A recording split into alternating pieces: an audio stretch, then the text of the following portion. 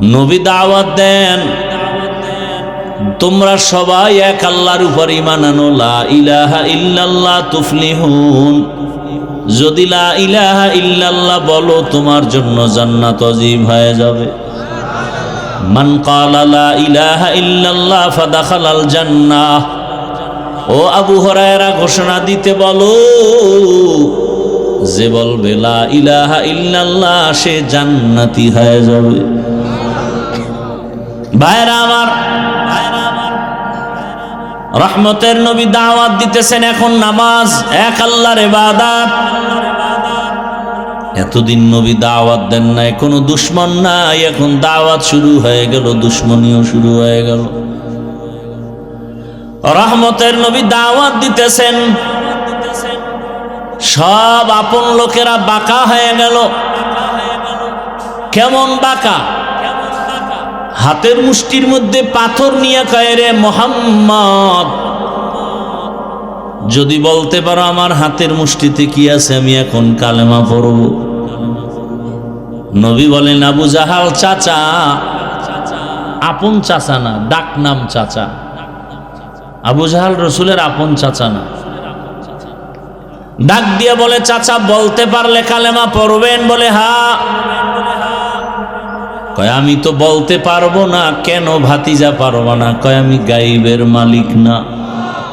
উল্লা ইয়ালামু মান ফিস সামাওয়াতি ওয়াল আরদিল গায়বা ইল্লাল্লাহ। হে রাসূল, জানায়া দেন আসমানের বাসিন্দারা কেউ গায়ব জানে না, জমিনের বাসিন্দারা কেউ গায়ব জানে না। কে জানেন? ইল্লাল্লাহ, একমাত্র কে? কেউ জানে না, কেউ জানে না। ইল্লাহ, জানে আল্লাহ। আল্লাহ পাক তার কুদরতি ক্ষমতায় যেইভাবে গায়েব জানেন, এই ক্ষমতায় দুনিয়ার কেউ গায়েব জানে না। কেউ যদি ধারণা করে আল্লাহ ছাড়া আরো কেউ গায়েব জানে, ধারণা করার নাম শিরক। যারা ধারণা করবে তাদের নাম মুশরিক। আমাই ইউশরিক বিল্লাহ ফাকাদ হারামাল্লাহু আলাইহিল জান্নাহ। যারা শিরিকের গুনাহ করবে তাদের জন্য জান্নাত হারাম। নবী বলেন, আমি বলতে পারি না, তবে একটা ইশারা দেয়, এই চাচা আবু জাহালের হাতে কি আছে একটু আওয়াজ দে তোরা। সাথে সাথে পাথরগুলো কালেমা পড়া শুরু করলো। আবু জাহাল পাথরগুলো মাটির মধ্যে ফেলে বলে, ভাতিজা তুমি জাদুকর, আমি আগে জানতাম না। কপাল বড় খারাপ। রহমতের নবী এক আল্লাহর ইবাদতের বয়ান করেন, তাওহীদ, এক আল্লাহকে মানো। আলা লাহুল খালক ওয়াল আমর, সৃষ্টি যার, হুকুম চলবে তার। আল্লাহ ছাড়া কারো আইন চলবে না, কারো বিধান মানা যাবে না, কারো হুকুম মানা যাবে না। আসমানের মালিক কয় আল্লাহ, বলেন। জমিনের মালিক কয় আল্লাহ, তাহলে আইন চলবে দুই আল্লাহর। কয় আল্লাহর? এক আল্লাহর আইন চলবে। রিজিক দেয় কয় আল্লাহ? এক আল্লাহর খানা খাইয়া এক আল্লাহরে সেজদা দিবা, বট গাছে কেন, মাজারে কেন, কবরে কেন? সম্মান দেয়ার মালিক কয় আল্লাহ। ওই এক আল্লাহ যদি সম্মান দেয়, সে আল্লাহকেই তো তুমি সম্মান দিবা। ওই এক আল্লাহ যদি তোমার খানা দেয়, খাইয়া লইয়া শক্তিটা সে এক আল্লাহর পক্ষে ব্যয় করবা। আল্লাহর দেওয়া খাইয়া কুফরি মতবাদের পেছনে কেন শক্তি ব্যয় করো? গণতন্ত্র রক্ষায় জীবন আমরা দিয়ে দিব। গণতন্ত্র আবিষ্কার করেছে আব্রাহাম লিঙ্কন। কে? কুফরি মতবাদ বলে, ওদের মতবাদ কি বলে? সব ক্ষমতার মালিক জনগণ। আপনার ঈমান কি বলে? সব ক্ষমতার মালিক কে বলেন?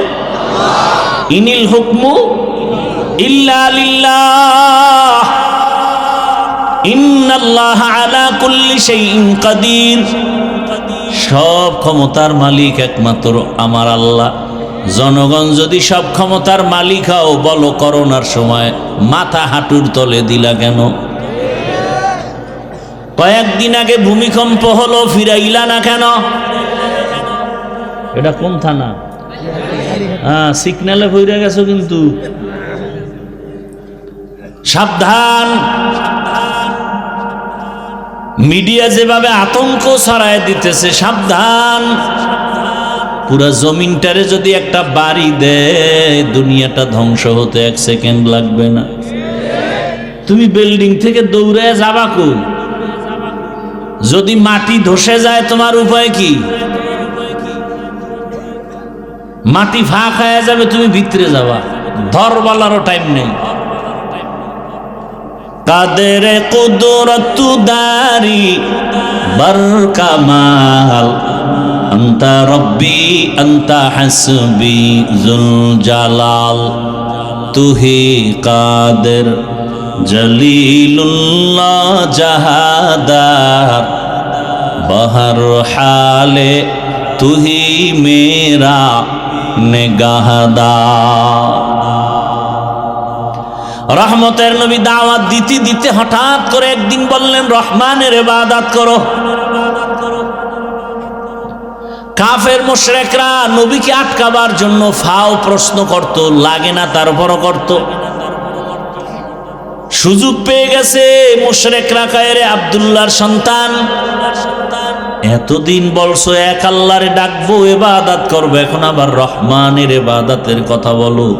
বলো তো আবার রহমান কি আরেকজন মানির রহমান? এতদিন আল্লাহ বললো, এখন আবার রহমানের কথা বলো। রহমানকে বলো। তোমার আল্লাহ কি 2 জন কয় না? একজন তো রহমানকে।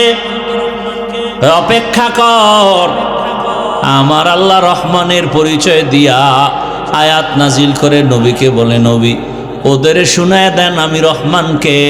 আর রহমান আল্লামাল কুরআন খালাকাল ইনসান। রহমান হলেন তিনি, কোরআন শিখাইলেন যিনি, মানুষ সৃষ্টি করলেন যিনি। রহমান হলেন তিনি যিনি আগে কোরআন শিখাইছেন, তারপরে মানুষ সৃষ্টি করেছেন। প্রশ্ন বড় জটিল। আমরা তো সৃষ্টি হয়েছি আগে, তারপরে কোরআন শিখলাম। আর আল্লাহ কয় না, আমি আগে কোরআন শিখাইছি, পরে মানুষ সৃষ্টি করেছি। বাস্তবতা পুরাটা উল্টা। ও মালিক, উল্টা বললেন কেন? মুফাসসিরিনে কেরাম বলেন, আমার মালিকের কথা উল্টা না, আমাদের বুঝের মেমোরির জিবি বড় দুর্বল। আপনি নামাজ পড়তে পারেন না, আমি আপনাকে বুঝাবো। আপনি রোজা রাখতে পারেন না, আমি আপনাকে বুঝাবো। এটাই ইসলাম। কিন্তু আপনার সামনে কেউ নামাজের বিরোধিতা করবে বা ইসলামকে খাটো করবে, এই সুযোগটা দিবেন না। এই ওয়াদা শুধু এতটুকু, যদি কেউ ইসলামকে ছোট করতে চায়, ওর কলারটা ধরে ফেলবেন আর বলবেন, এই রাধুনির বাচ্চা। কির বাচ্চা? রাধুনির বাচ্চা। ওর মা রাধুনি না? হ্যাঁ, কঠিন গালি দেওয়ার দরকার নাই, শালীন গালি। রাধুনির বাচ্চা, এটা গালি না, একটা সুন্দর কথা। শুনতে শোনা যায় গালি, আসলে কি গালি? রাধুনির সন্তান। আমার মা রাধুনি না? সবার মা রাধুনি না? রান্না করে না? গৃহিণী। এই রাধুনির বাচ্চা, নামাজ পড়ি না ঠিক, দাড়ি রাখি না ঠিক, চেষ্টা করতেছি, কিন্তু আমার আল্লাহকে, রসুলকে, ইসলামকে খাটো করবি, তোর চামড়া তুলে ফেলবো। কি পারবেন? যদি পারতেন তো স্টেজে আলেমের সাথে বেদবি করে আপনারা তাকায় থাকেন কেন? আপনারা মোয়া চাবান না মজা লন? আলেমকে যখন বলে, আলেম তো কোরআন দিয়ে কথা বলে, হাদিস দিয়ে কথা বলে। রাষ্ট্রনীতি যদি কোরআনে না থাকে বলবো না, কাউকে বলতেও দিব না। এটা ওয়াজের প্যান্ডেল না রাজনীতির প্যান্ডেল? তো এই প্যান্ডেলে রাজনীতির নেতারা আসে কেন আর বক্তব্য দিয়ে ভোট চায় কেন? এটাতে কোনো সমস্যা নাই।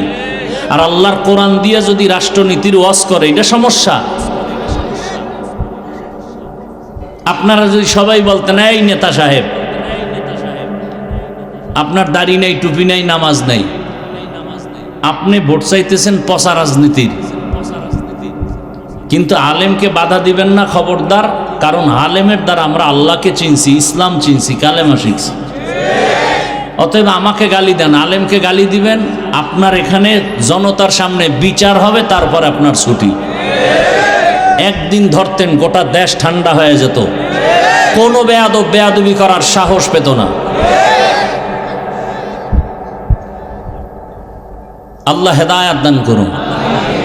নামাজ পড়েন না, এজন্য বুঝাবো, দোয়া করব, কিন্তু নামাজের অপমান কেউ করবে এটা মেনে নিবেন।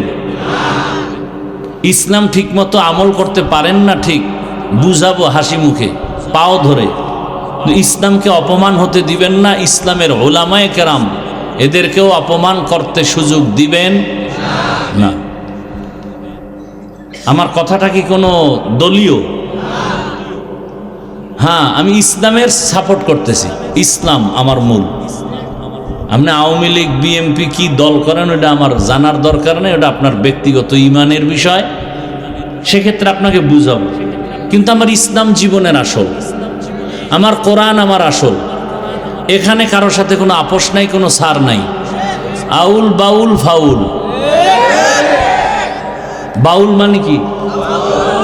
বাউল শব্দের অর্থ জানেন? হ্যাঁ, না, গুগলে সার্চ দেন না। বাউল শব্দের অর্থ হলো উন্মাদ, পাগল। গুগলে সার্চ দেন, বাউল শব্দের অর্থ হলো উন্মাদ, পাগল। বুঝেন নাই? আর বাউল শিল্পী লেখে সার্চ দেন, দেখবেন যাযাবর জাতি।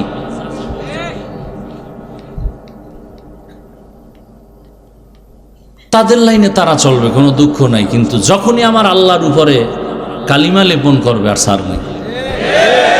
সোজা কথা, কোনো প্যাচ নেই। হিন্দু, তুমি হিন্দু ধর্ম পালন করো, ইসলাম কোনো বাধা। খ্রিস্টান তার ধর্ম পালন করবে, ইসলাম বাধা দিবে না। কি? কিন্তু ইসলামের উপর আক্রমণ করলে ছাড় দিবে না। আপনি নামাজ পড়েন না, দুঃখ নাই, বুঝাবো। নামাজ পছন্দ করেন না কইলেই ভিডা। নামাজ পড়েন না এক জিনিস, পছন্দ করেন না আর এক জিনিস। আপনি দাড়ি রাখেন না, আপনাকে বুঝাবো, কোনো ঝগড়া নাই, কারণ আপনি মুমিন। যদি বলেন আমি দাড়ি পছন্দ করি না, তাজা বেঈমান। আপনি পর্দা করেন না, কোনো ঝগড়া নাই, আপনি মুমিন, করবেন, বুঝাবো, আশা আছে। যদি বলেন পর্দা পছন্দ করি না, আপনি বেঈমান, আপনাকে ছাড় দেওয়া যাবে না। আপনি কোরআনের আইনে রাজনীতি করেন না, ইসলামী রাজনীতি করেন না, কোনো দুঃখ নাই, আপনাকে পারলে বুঝাবো, না পারলে নাই। কিন্তু যদি আপনি বলেন আমি পছন্দ করি না, তো আপনি বেঈমান, আর ছাড় নাই।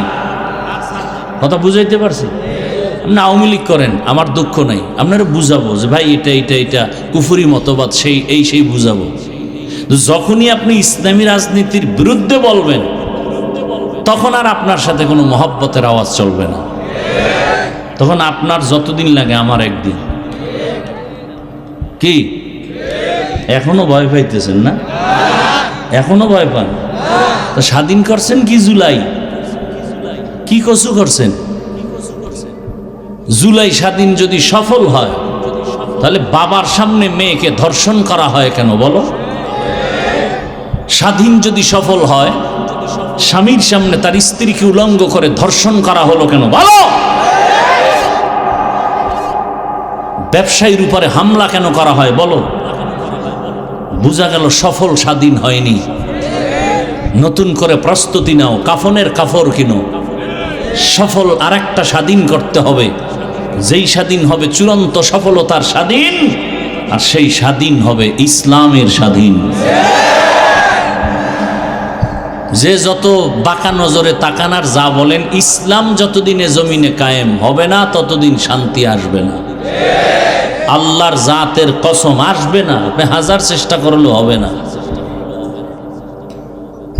আপনার দরকার দুধের, গাভীর কাছে যাবেন না? দেখতে তো গাভী আর বলদ একই। বালতি ডালায় বলদের পিছে ঘুরলে দুধ পাবেন না মুত?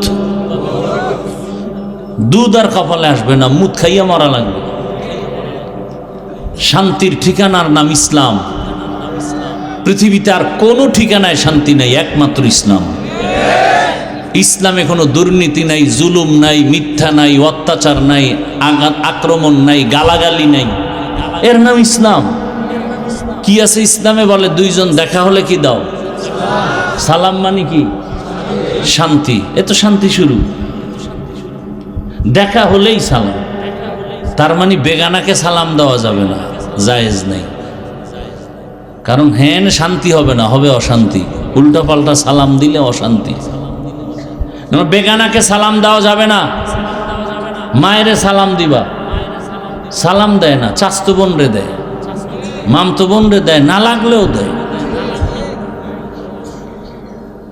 বউরে সালাম দেয় না, হজরতে বেআইনেরে সালাম দেয়। হারাম, জায়েজ নাই। যাকে সালাম দিলে মোহাব্বতের কেন্দ্র করে ফিতনা হবে, সেখানে সালাম দেওয়া জায়েজ নেই। অপবিত্র কাজে সালাম দেওয়া যাবে না। বৈধভাবে আপনি যাকে দেখবেন তাকে সালাম দিবেন। আল্লাহ তো সালাম শান্তি। ইসলাম কি বলে? এই বড় সাহেবরা ছোটদেরকে মায়ার নজরে দেখবা, এটা ইসলাম। ছোটরা বড়দেরকে মায়ার নজরে দেখবা, এটা ইসলাম। সব বড়রা যদি ছোটদেরকে মায়ার নজরে দেখেন, কোনোদিন বড়রা ছোটদের উপরে জুলুম করবে না।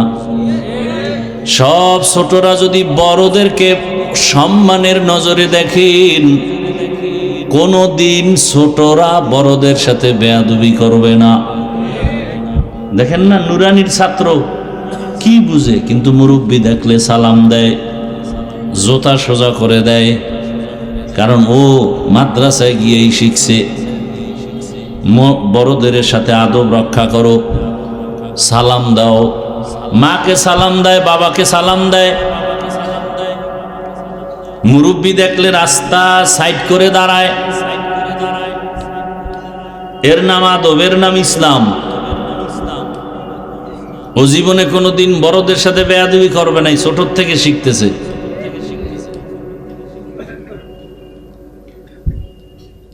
আর শিক্ষা তো ওখান থেকেই পাইছে, শরআতে ওযু, শরায়াতে আল্লাহ। একই অক্ষর স্কুলে গিয়া যখন পড়ছে তখন শিখছে শরআতে অজগর, শরআতে আপা। ঠিক নেই? মাদ্রাসার ছেলে আম্মুকে বলে, আম্মু ওযু কি? কয় আজান দিলে ওযু করা লাগে, পবিত্র হওয়া যায়। বলে আম্মু শরায়াতে আল্লাহ, আল্লাহ মানে কি? বলে তোরে যিনি বানাইছেন, কথা বলাইতেছেন, সূর্য দেখো, আকাশ দেখো, এর মালিক আল্লাহ। স্কুলের বাচ্চা কয় আম্মু অজগর কি? এটা একটা সাপ, যারে পায় তারে মারে, গরম। ওই ভাবনাটা ভিতরে আসা মাত্রই সুকেস ভাঙে, গেলাস ভাঙে, প্লেট ভাঙে। মাদ্রাসার ছেলেরা ভাঙে? ভাঙে না। একই অক্ষর। এখানে এসে শিখলো ওযু, ওখানে গিয়ে কি শিখছে? এটা কেন? বলে বাসে লেখা আছে ধূমপান নিষেধ, আছে না? এরপর কেউ ধূমপান করে? করে মানি টাকা না থাকলে ধার করে টানে। কন্ট্রাক্টর, হেল্পার, ড্রাইভার নিষেধ করলে ধোঁয়াটা আমার দিকে মারে, আর বলে আমার বাবার টাকা দিয়ে গু টানি। তোর কি? এই বিড়ি পান করার গোষ্ঠী, এদের পাশে দাঁড়াইলে নামাজি না হওয়ার কায়দা হয়ে যায়। আছে না নাই? দুনিয়াতে যদি বাজে কোনো কাম থাকে, বিড়ি টানা হইলে একটা বাজে কাম। যারা শয়তানে ধরে, ভাত থুইয়ে বিড়ি ধরে। কি এই বিড়িখোর আসেনি? অজের আগেও বিড়ি, অজের পরেও বিড়ি। চেহারাটার মধ্যে কি নূর বিড়ির কারণে। ঠোঁট তো গোলাপের পাপড়ির মতো সুন্দর। কি বিড়ি টান্নেওয়ালাদের ঠোঁট কেমন? ওর কলিজাটা আরো কালো, ওর চরিত্র আরো কালো। ও তো আগুন খায়। হারাম কাজ। একটা লোক দাঁড়ায় যদি যৌক্তিক দলিল দিয়ে বলতে পারো যে বিড়ি টানলে একটা শারীরিক কোনো উপকার, পরকালের তো সব টব নাই, ওই শরীরের কোনো উপকার হয় কিনা বলো, আমি টানবো আল্লাহর কসম।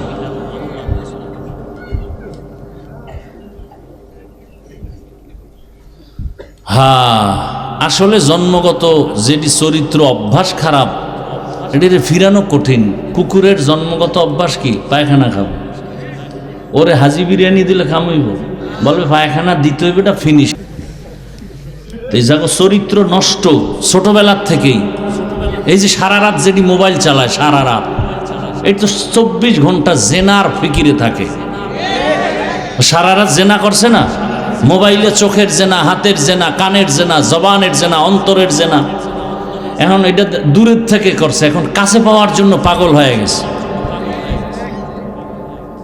এই জন্য ধর্ষণ কেমনে করবে? শিশুর উপরে হামলা করে, কুত্তার উপরে হামলা করে, গরুর উপরে হামলা করে, কারণ চরিত্র পশুর থেকে খারাপ।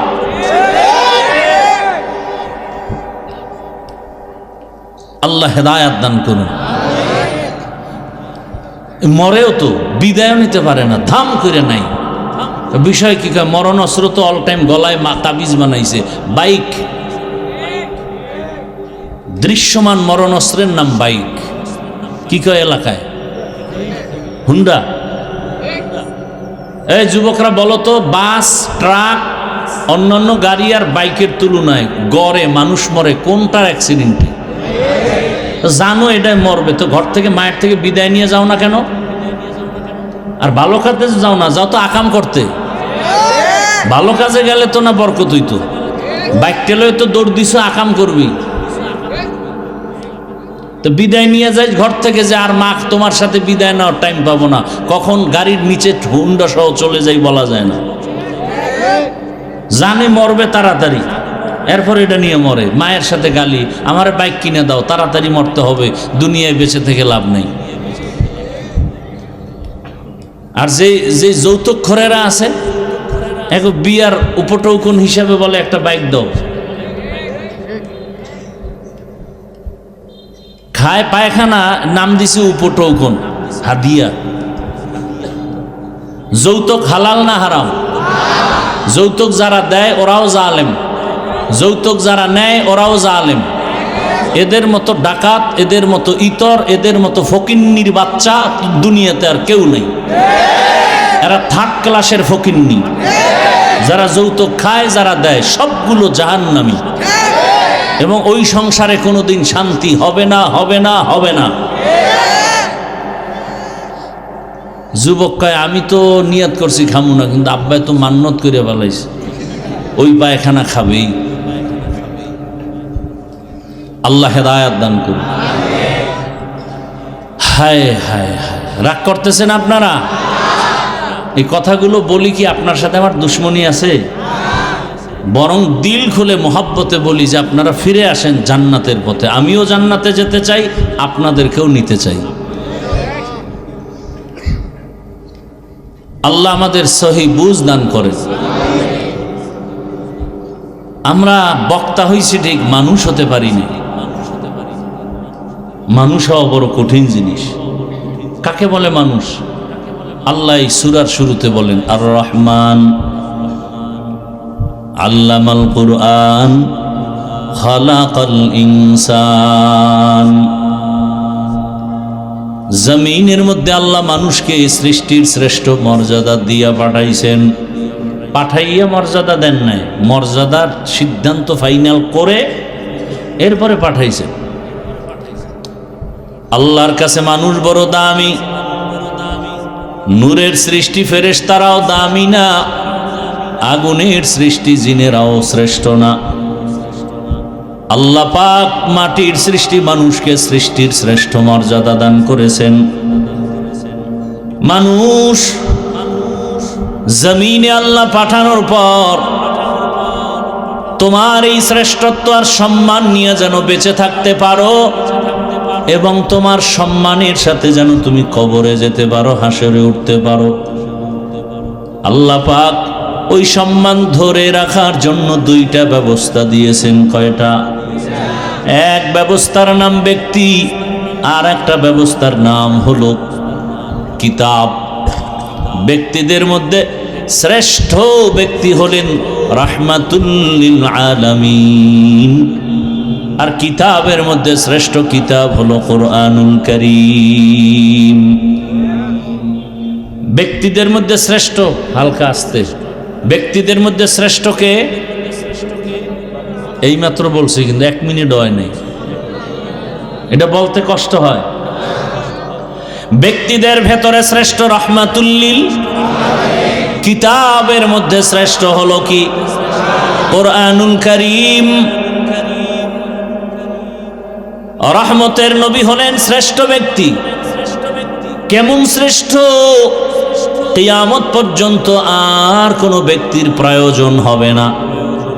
মুহাম্মদের আদর্শ যারা ফলো করে চলবে তারা দুনিয়াতেও বাদশাহ, পরকালেও বাদশাহ। ১৫০০ বছর পরে আজ এই ময়দান সাক্ষী। দীর্ঘ সময় সেই জহুর থেকে মানুষ এখানে হাজির, আসর থেকে হাজির, উলামায়ে কেরাম বয়ান করতেছেন। একটু নাস্তার আয়োজন নাই, আসা যাওয়ার গাড়ি ভাড়াও দেওয়ার কোনো চিন্তা নাই, বসার কোনো বিছানাও ভালো নাই, এরপরও আপনারা চুপ করে বসে আছেন। এতগুলো মানুষ দুনিয়ার লাইনে এক জায়গায় জমা করতে গেলে কত পেরেশান, নিয়ন্ত্রণের জন্য কত পুলিশ র্যাব লাগে। এখানে কোনো নিয়ন্ত্রণের জন্য প্রশাসন নাই। অন্য দুনিয়ার মজলিস এমন হতে গেলে কত খানা দেওয়া লাগে, নাস্তা দেওয়া লাগে। এখানেও কোনো টেনশন নাই। ১৫০০ বছর পরে এতগুলো মানুষ কোনো ব্যক্তির হুকুম ছাড়া, খাওয়ানোর চিন্তা ছাড়া, ঘুমের চিন্তা ছাড়া নীরবে চুপচাপ বসে আছে মাটির মধ্যে, ধুলাবালুর মধ্যে। এটা কেমন করে সম্ভব? মদিনাওয়ালার আদর্শ মানলেই সম্ভব। স্পষ্ট দলিল, এটাই ইসলামের পরিচয়, এটাই শান্তির মজলিস। ইসলাম পারে, এটা আর কেউ পারে না। গরিব একটা সন্তান বাড়ি কই জানে না, মসজিদের ইমামতির মুসাল্লায় দাঁড়ায়া আল্লাহু আকবার বলে হাত বাঁধে, পেছনের এমপি সাহেব হাত বাঁধে। এ কথা বলা যাবে না, তুই গরিব, তোর কথা আমি কেন হাত বাঁধবো? ও যখন রুকুর মধ্যে যায়, পেছনের হাজারো হাজারো মানুষ রুকুতে যায়। ও যখন বসে সবাই বসে, ও যখন দাঁড়ায় সবাই দাঁড়ায়। এটা দুনিয়ার কোন সরকারেও পারে না, ইসলামের দ্বারাই সম্ভব। দিনিয়াল ইসলাম দিনু মাওকাহু আরজু কুফরানান আফওয়ান ইনদাহু মুক্তাদায়া নবিয়ুন ওয়া সাহবুহু নুজুমুন লিল হিদায়া ফি জামাহু। ইসলাম ছাড়া শান্তি কেউ দিতে পারে না। শান্তি আর সম্মানের জন্য আল্লাহ পাঠাইলেন রহমতের নবীকে মক্কা নগরীতে। এমন নাপাক সমাজ, বাবা তার কন্যাকে গলা টিপে জ্যান্ত দাফন করে মেরে ফেলে, নারী আর পুরুষ একত্রিত হইয়া উলঙ্গ বাইতুল্লাহর দেওয়ালটারে তাওয়াফ করে, প্রদক্ষিণ করে। এতটা খারাপ সমাজ। রহমতের নবী আসছেন, আল্লাহর নবী সবার সাথে সুন্দর আচরণ শুরু করলেন। সবাই গালি দেয়, নবী সবার সাথে হাসি মুখে কথা কয়। কেমন মায়ার নবী আমার! জীবনে একটা মিথ্যা কথা বলেন নাই, গালি দেন নাই। হাজারো গালি শুনছেন, গালির জবাবও দেন নাই। দুইটা চোখ মোবারক গরম করে কোনোদিন কারো দিকে নবী তাকান নাই। নবীজি যদি চোখ গরম করে কারো দিকে তাকায়, সাথে সাথে পুরিয়া ছাই হয়ে যাবে। রহমতের নবীর চোখের মধ্যে এত পাওয়ার লাগানো। রহমতের নবী আমার আম্মা জান আয়েশা রাদিয়াল্লাহু আনহা বলেন, নবীজির ঘাম আমি বোতলে ভরে রাখতাম আর আতর হিসাবে ব্যবহার করতাম।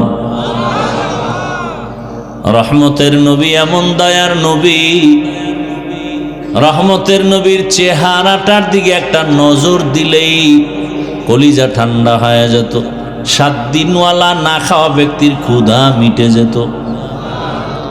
এমন মায়ার নবী আমার দ্বিতীয় আর একজন ব্যক্তি পাবেন না যে জীবনে মিথ্যা বলে না, গালি দেয় নাই। রহমতের নবী এত দামি। ওই মায়ার নবীর আদর্শ দীর্ঘ 40 বছর পর্যন্ত নবী শুধু ব্যবহার, সুন্দর আচরণ, কাউকে বলে না নামাজ পড়ো, রোজা রাখো, জিকির করো। 40 বছর পর আল্লাহ তাআলা দ্বিতীয় ব্যবস্থা কোরআন নবীর কাছে দিলেন। নবীর কাছে আসা মাত্র দাওয়াতে নবী নেমে পড়লেন। নবী দাওয়াত দেন, তোমরা সবাই এক আল্লাহর উপর ঈমান আনো, লা ইলাহা ইল্লাল্লাহ তুফলিহুন। যদি লা ইলাহা ইল্লাল্লাহ বলো তোমার জন্য জান্নাত ওয়াজিব হয়ে যাবে।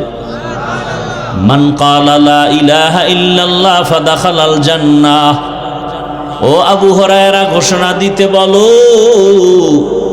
যে বলবে লা ইলাহা ইল্লাল্লাহ সে জান্নাতি হয়ে যাবে। ভাইরা আমার, রহমতের নবী দাওয়াত দিতেছেন, এখন নামাজ এক আল্লাহর ইবাদত। এতদিন নবী দাওয়াত দেন নাই, কোনো দুশ্মন নাই, এখন দাওয়াত শুরু হয়ে গেল, দুশ্মনীও শুরু হয়ে গেল। রহমতের নবী দাওয়াত দিতেছেন, সব আপন লোকেরা বাঁকা হয়ে গেল। কেমন বাঁকা? হাতের মুষ্টির মধ্যে পাথর নিয়ে কয়, রে মোহাম্মদ, যদি বলতে পারো আমার হাতের মুষ্টিতে কি আছে, আমি এখন কালেমা পড়ব। নবী বলেন, আবু জাহাল চাচা, আপন চাচা না, ডাক নাম চাচা। আবু জাহাল রসুলের আপন চাচা না। ডাক দিয়ে বলে, চাচা বলতে পারলে কালেমা পড়বেন? বলে হ্যাঁ।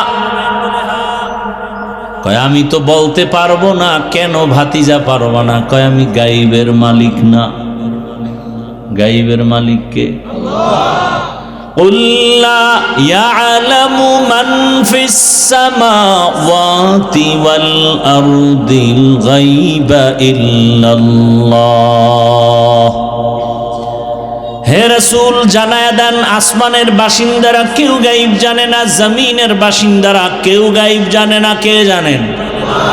ইল্লাল্লাহ, একমাত্র কে? কেউ জানে না, কেউ জানে না। ইল্লাহ, জানে আল্লাহ। আল্লাহ পাক তার কুদরতি ক্ষমতায় যেইভাবে গায়েব জানেন, এই ক্ষমতায় দুনিয়ার কেউ গায়েব জানে না। কেউ যদি ধারণা করে আল্লাহ ছাড়া আরো কেউ গায়েব জানে, এই ধারণা করার নাম শিরক। যারা ধারণা করবে তাদের নাম মুশরিক। আমাই ইউশরিক বিল্লাহ ফাকাদ হারামাল্লাহু আলাইহিল জান্নাহ। যারা শিরিকের গুনাহ করবে তাদের জন্য জান্নাত হারাম। নবী বলেন, আমি বলতে পারি না, তবে একটা ইশারা দেয়, এই চাচা আবু জাহালের হাতে কি আছে একটু আওয়াজ দে তোরা। সাথে সাথে পাথরগুলো কালেমা পড়া শুরু করলো। আবু জাহাল পাথরগুলো মাটির মধ্যে ফেলে বলে, ভাতিজা তুমি জাদুকর, আমি আগে জানতাম না। কপাল বড় খারাপ। রহমতের নবী এক আল্লাহর ইবাদতের বয়ান করেন, তাওহীদ, এক আল্লাহকে মানো। আলা লাহুল খালক ওয়াল আমর, সৃষ্টি যার, হুকুম চলবে তার। আল্লাহ ছাড়া কারো আইন চলবে না, কারো বিধান মানা যাবে না, কারো হুকুম মানা যাবে না। আসমানের মালিক কয় আল্লাহ, বলেন। জমিনের মালিক কয় আল্লাহ। তাহলে আইন চলবে দুই আল্লাহর। কয় আল্লাহর? এক আল্লাহর আইন চলবে। রিজিক দেয় কয় আল্লাহ? এক আল্লাহর খানা খাইয়া এক আল্লাহরে সেজদা দিবা, বট গাছে কেন, মাজারে কেন, কবরে কেন? সম্মান দেয়ার মালিক কয় আল্লাহ। ওই এক আল্লাহ যদি সম্মান দেয়, সে আল্লাহকেই তো তুমি সম্মান দিবা। ওই এক আল্লাহ যদি তোমার খানা দেয়, খাইয়া লইয়া শক্তিটা সে এক আল্লাহর পক্ষে ব্যয় করবা। আল্লাহর দেওয়া খাইয়া কুফরি মতবাদের পেছনে কেন শক্তি ব্যয় করো? গণতন্ত্র রক্ষায় জীবন আমরা দিয়ে দিব। গণতন্ত্র আবিষ্কার করেছে আব্রাহাম লিঙ্কন। কে? কুফরি মতবাদ। বলে ওদের মতবাদ কি বলে? সব ক্ষমতার মালিক জনগণ। আপনার ঈমান কি বলে? সব ক্ষমতার মালিক কে বলেন? ইনিল হুকমু ইল্লা লিল্লাহ ইন্নাল্লাহা আলা কুল্লি শাইইন কাদির। সব ক্ষমতার মালিক একমাত্র আমার আল্লাহ। জনগণ যদি সব ক্ষমতার মালিক হও, বলো করোনার সময় মাথা হাঁটুর তলে দিলা কেন? কয়েকদিন আগে ভূমিকম্প হলো, ফিরাইলা না কেন? এটা কোন থানা? সিগন্যালে ফিরে গেছো কিন্তু। সাবধান। মিডিয়া যেভাবে আতঙ্ক ছড়ায় দিতেছে, সাবধান। পুরা জমিনটারে যদি একটা বাড়ি দেয়, দুনিয়াটা ধ্বংস হতে 1 সেকেন্ড লাগবে না। তুমি বিল্ডিং থেকে দৌড়ে যাবা কই? যদি মাটি ধসে যায়, তোমার উপায় কি? মাটি ফাঁক হয়ে যাবে, তুমি ভিতরে যাবা, ধরবালারও টাইম নেই। কাদের কুদরত দারি বরকামাল আন্তা রব্বি আন্তা হাসবি জুল জালাল তুহি কাদের জলিলুল্লাহ জাহাদার বহর হালে তুহি মেরা নিগাহদার। রহমতের নবী দাওয়াত দিতে দিতে হঠাৎ করে একদিন বললেন, রহমানের ইবাদত করো। কাফের মুশরিকরা নবীকে আটকাবার জন্য ফাও প্রশ্ন করত, লাগে না তারপরও করত। সুযোগ পেয়ে গেছে মুশরিকরা, কায়রে আব্দুল্লাহর সন্তান, এতদিন বলছো এক আল্লাহরে ডাকবো, ইবাদত করবো, এখন আবার রহমানের ইবাদতের কথা বলো। বলো তো আবার রহমান কি আরেকজন? মানির রহমান। এতদিন আল্লাহ বললো, এখন আবার রহমানের কথা বলো। রহমানকে বলো। তোমার আল্লাহ কি 2 জন কয় না? একজন তো রহমানকে। অপেক্ষা কর, আমার আল্লাহ রহমানের পরিচয় দিয়া আয়াত নাজিল করে নবীকে বলে, নবী ওদের শুনায় দেন আমি রহমানকে। আর রহমান আল্লামাল কুরআন খালাকাল ইনসান। রহমান হলেন তিনি, কোরআন শিখাইলেন যিনি, মানুষ সৃষ্টি করলেন যিনি। রহমান হলেন তিনি যিনি আগে কোরআন শিখাইছেন, তারপরে মানুষ সৃষ্টি করেছেন। প্রশ্ন বড় জটিল। আমরা তো সৃষ্টি হয়েছি আগে, তারপরে কোরআন শিখলাম। আর আল্লাহ কয় না, আমি আগে কোরআন শিখাইছি, পরে মানুষ সৃষ্টি করেছি। বাস্তবতা পুরাটা উল্টা। ও মালিক, উল্টা বললেন কেন? মুফাসসিরিনে কেরাম বলেন, আমার মালিকের কথা উল্টা না, আমাদের বুঝের মেমোরির জিবি বড় দুর্বল। আমাদের মেমোরি দুর্বল। সবার ভেতরে মেমোরি আছে না নাই? দেখতে কালার সব এক, কিন্তু জিবির মধ্যে মাপজব আছে। কারো মাথা সব একই ডিজাইন, কিন্তু ভেতরের জিবি কারো 1 GB 2 GB 4 GB ভাগ ভাগ করা আছে। তুমি 1 GB ওয়ালা, বাংলা, অঙ্ক, ইংরেজি, ইতিহাস, ভূগোল পড়তে গিয়া তুমি ফেটা হয়ে গেছো, পারো না। আরেকজনের জিবি একটু বেশি, সে মাওলানা, মুফতি, মুহাদ্দিস, মুফাসসির, আবার ডাক্তার আছে না নাই?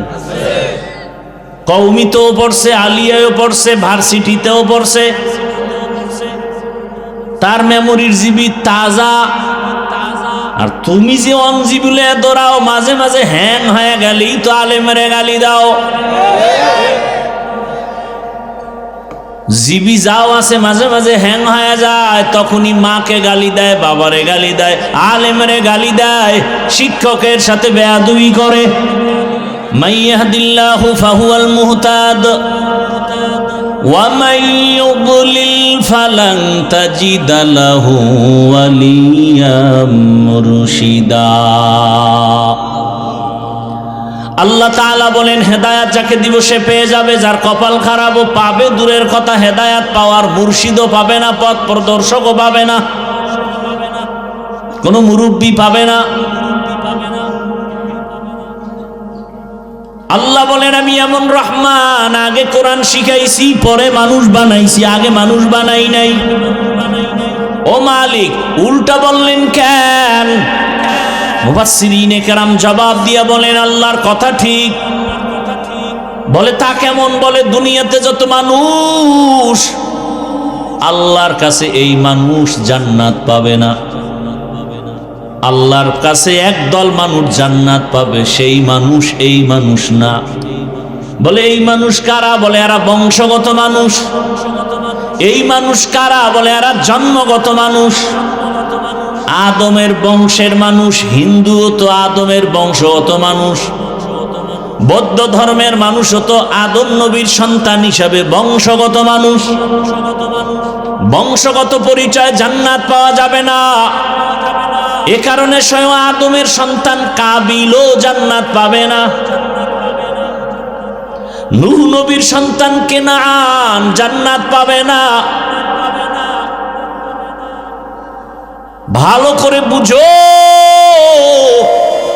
ইব্রাহিম নবী একজন কত বড় জলিল কদর পয়গম্বর, বাবা আজর জান্নাত পাবে না।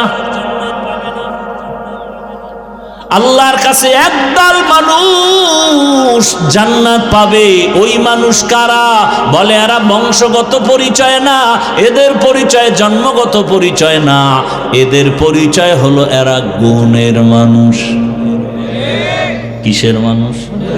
গুণের মানুষ। এবার 2-4 মিনিটে সময় দিয়া শুনেন, গুণের মানুষ কাকে বলা হয়। বুঝার জন্য একটা মূলনীতি মনে রাখবেন। প্রত্যেকটা বস্তু তৈরি করার ক্ষেত্রে যিনি তৈরি করে, প্রত্যেকটা বস্তু বানানেওয়ালা একটা কাজের জন্য বানায়, ঠিক না? বলে এই যে মাইকে কথা বলি, মাউথ দিয়া কথা বলি, মেশিনের সাহায্যে, ইউনিটের মাধ্যমে হর্ন থেকে কথা বের হয়। কথা হলে এই মাউথ বানানেওয়ালা পুরা সেটআপটা এরা বানাইছে। কেন বানাইছে? বলে একটা কাজের জন্য। কাজ কি? বলে আওয়াজটাকে দূরে সরাবে, দূরে সরায় দেওয়ার জন্যই মাইক। যেই বস্তুটা যেই কাজের জন্য বানাবে, ওই কাজটাই হলো ওই বস্তুটার গুণ। তাহলে মাইকওয়ালা মাইক বানাইছে আওয়াজ দেওয়ার জন্য, আওয়াজ দেওয়া মাইকের গুণ। বাতিওয়ালা বাতি বানাইছে কেন? আলো দেওয়ার জন্য, আলো দেওয়া বাতির গুণ। পাখাওয়ালা পাখা বানাইছে কেন? বাতাস দিয়া ঠান্ডা করার জন্য, বাতাস দেওয়া পাখার গুণ।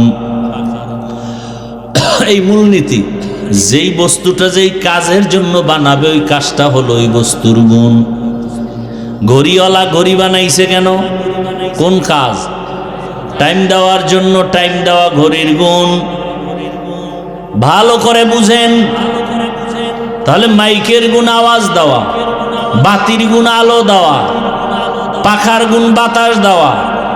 যদি মাইক আওয়াজ সুন্দর করে না দেয়, এখানের সবাই বলবে মাইক ফেলে দাও, ভেঙ্গে ফেলো, এটা গুণের মাইক না। বাতি যদি আলো না দেয়, বলবে এটারে ভেঙ্গে ফেল, এটা গুণের বাতি না। যেই বস্তু যেই কাজের জন্য বানানো হয়, কাজ হলো বস্তুটার গুণ। মানুষ নামের বস্তুটা আল্লাহ বানাইছেন কোন কাজের জন্য? বলেন না কেন? মা খালাকতুল জিন্না ওয়াল ইনসি বাখা জুজ ইবাদত নিস্তে মাকসুদাত জাহা। মানুষ বানাবার একটাই কাজ, ইবাদত। কার ইবাদত? ইবাদত মানি মসজিদের মধ্যে বসে বসে তাসবিহ টানো, জিকির করো না। জীবনে তুমি যা করবা, যা বলবা, সব হবে ইবাদত। কান্না করো ইবাদত, ঘুমাও ইবাদত, হাসি দিবা ইবাদত, নামাজ পড়বা ইবাদত, ব্যবসা করো ইবাদত, চাকরি করো ইবাদত, কাউকে বন্ধু মনে করবা ইবাদত, কাউকে দুশ্মন মনে করবা ইবাদত। তবে বিনা শর্তে না, দুইটা শর্ত থাকলে হবে ইবাদত। এক নাম্বার, আমি যা করব, যা বলবো সব আমার আল্লাহকে খুশি করার জন্য, রেজা বিল কাজা। আর আমি যা করব সব হবে মদিনার নবীর আদর্শ অনুযায়ী। নবীজির আদর্শ মেনে কাউকে দুশ্মন মনে করো ইবাদত, নবীর আদর্শ মেনে ব্যবসা করো ইবাদত, নবীর আদর্শ মেনে বাথরুমে যাও ইবাদত। আর রসুলের আদর্শ বাদ দিয়া নামাজ পড়বা, কাজে লাগবে না। নবীর আদর্শ বাদ দিয়া রোজা রাখলেও সওয়াব হবে না। একজনে মাগরিবের 3 রাকাত ফরজ নামাজে দাঁড়ায় কয় বেজোর পরে লাভ কি, আর 1 রাকাত বাড়াইয়া জোর বানায়া 4 রাকাত করি, আল্লাহ খুশি হবে। আল্লাহরে 2টা সেজদা দিলে বেশি আল্লাহ খুশি হবে। 4 রাকাত বানায় দিল মাগরিবের 3 রাকাতের, কত পরিমাণ সওয়াব হবে? কেন বলে নবীর আদর্শে নাই। একজনে 30টা রোজা রাখার পরে আবেগ বেড়ে গেছে, ও আল্লাহ পুরো বছর কেন দিলা না, একটাও ভাঙতাম না, অন্তত একদিন হলো ঈদের দিনটা রোজা রাখি। ঈদের দিন রোজা রাখলে কবুল হবে? কেন হবে না? কেন হারাম? হ্যাঁ, নবীর আদর্শে নাই। এজন্যই তো বলি রসুলের আদর্শ পারফেক্ট, দুনিয়ার সবার আদর্শ নাপাক, একমাত্র মদিনাওয়ালা রসুলের আদর্শই হলো পাক। নবীর আদর্শ পুত পবিত্র, ওই আদর্শ আজ আমার মধ্যে থাকার কারণে আমার সম্মান। ওই আদর্শ 1500 বছর পরে স্কুলের ছেলের মধ্যে আসার কারণে তারও সম্মান। ও আমার যুবক বাবারা, স্কুলে কলেজে পড়নেওয়ালা নামাজি কি কেউ নাই? ওর সম্মান কম। ডাক্তার, প্রফেসর, ইঞ্জিনিয়ার 5 ওয়াক্ত নামাজ পড়ে, দাড়িওয়ালা নাই, খুঁজিয়া দেখো সম্মানেরও অভাব নাই। RAB, army, police, BDR, OC, DC, SP 5 ওয়াক্ত নামাজ পড়ে, সম্মানও অনেক। অনেক চেয়ারম্যান, অনেক মেম্বার 5 ওয়াক্ত নামাজ পড়ে। ও আমার কলিজার যুবক,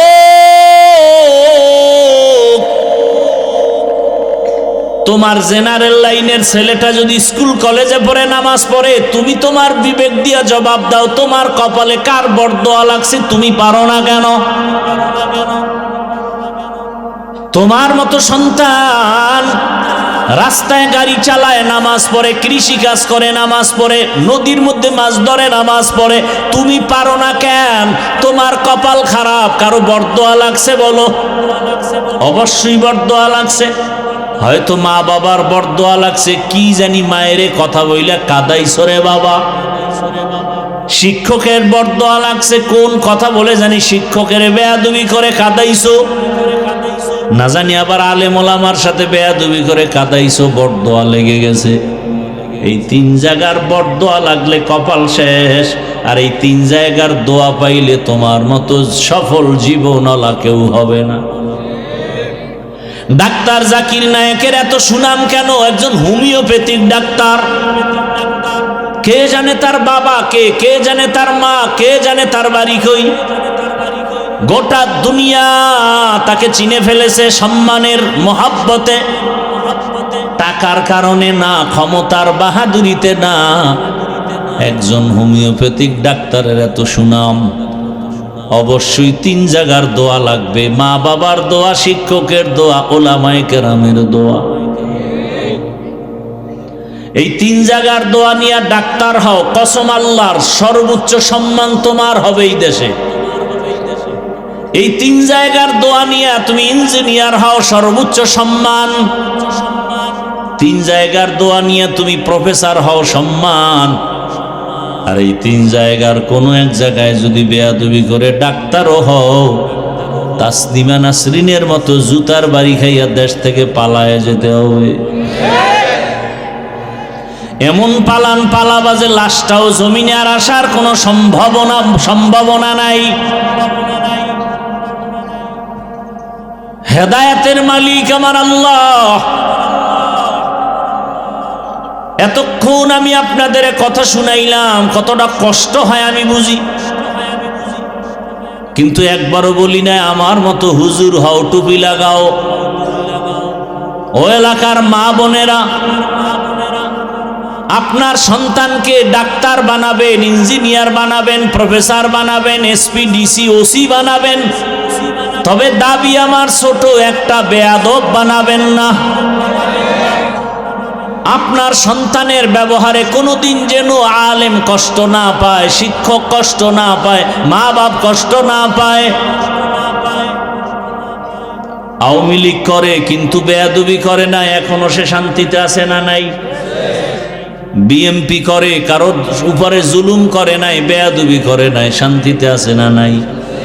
মাদ্রাসায় টাকা পয়সা দান করে, হুজুরদের সাথে সম্পর্ক এখনো আরামে আছে। আল্লাহ দেখায় দেয় নবীর আদর্শই হলো শান্তির ঠিকানা। হুজুর হইলেই শান্তি, এটা কি কোনো গ্যারান্টি আছে? না।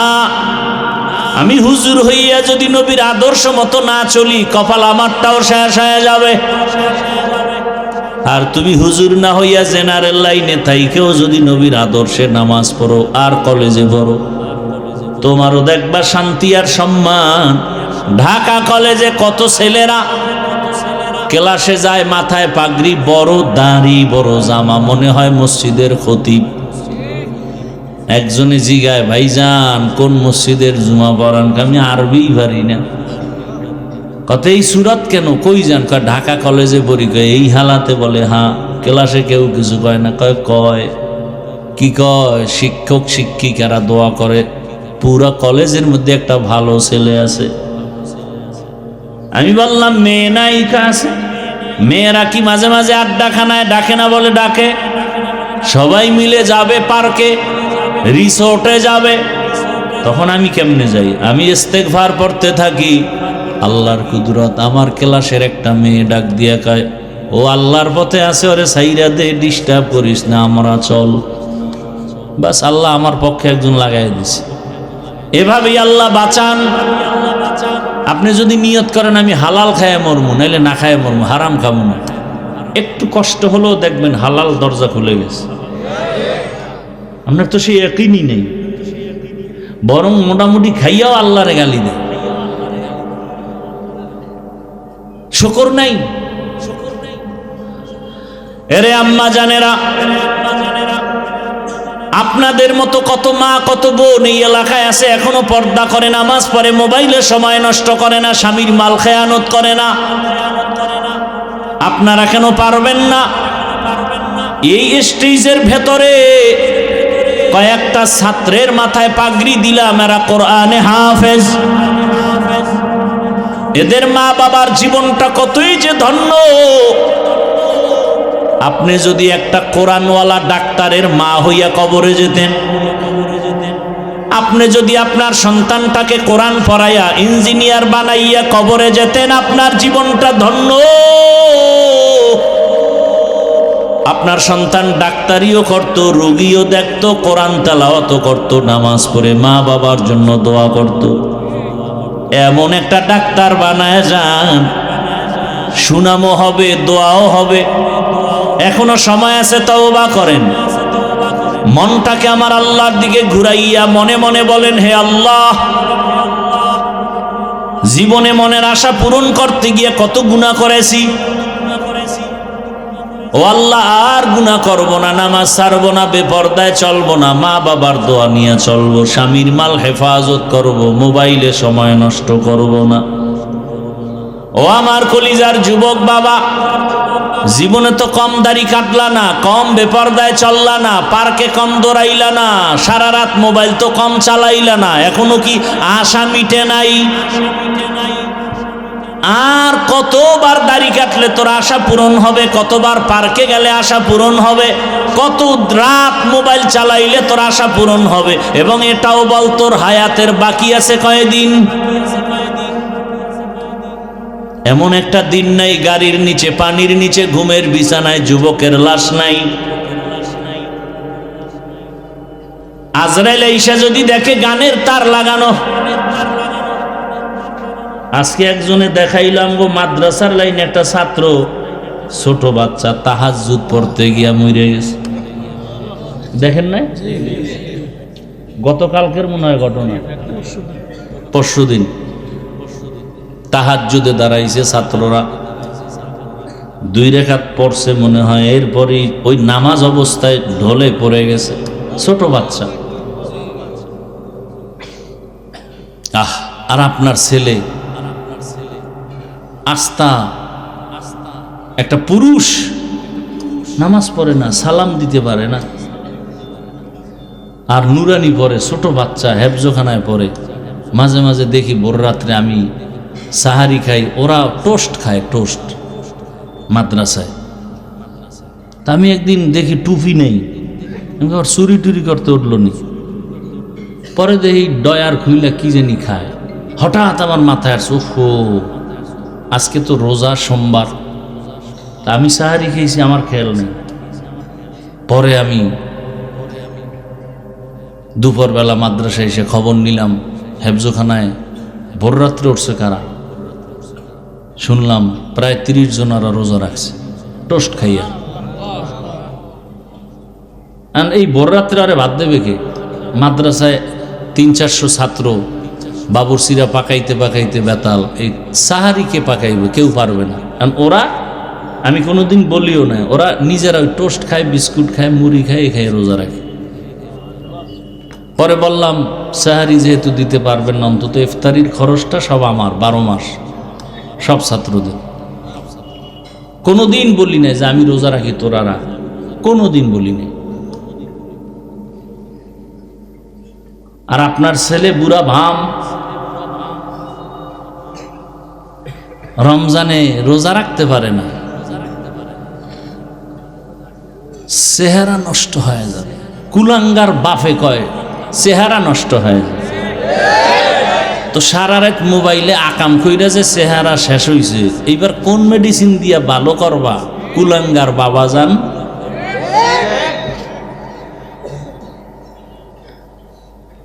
এখনো সময় আছে, তওবা করো। অনুরোধ করে বলছি, তওবা করো।